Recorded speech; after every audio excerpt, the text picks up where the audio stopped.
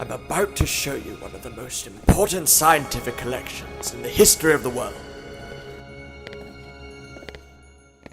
This store has been installed with top-of-the-line security system.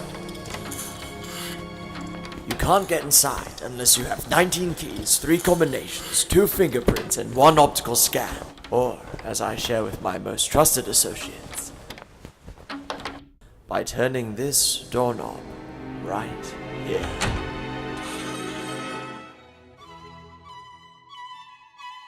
This is the reptile room.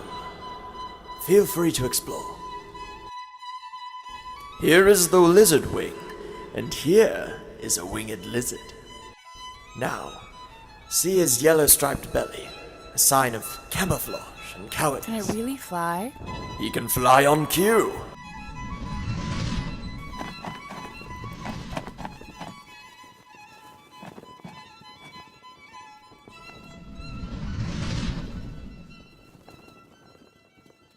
This, my dears, is my most recent discovery. The crown jewel of the Montgomery Reptile Collection. I discovered it on a recent journey, and I brought it under cover of night and a very large hat. Because next month, I'm going to present him to the Herpetological Society as my new discovery.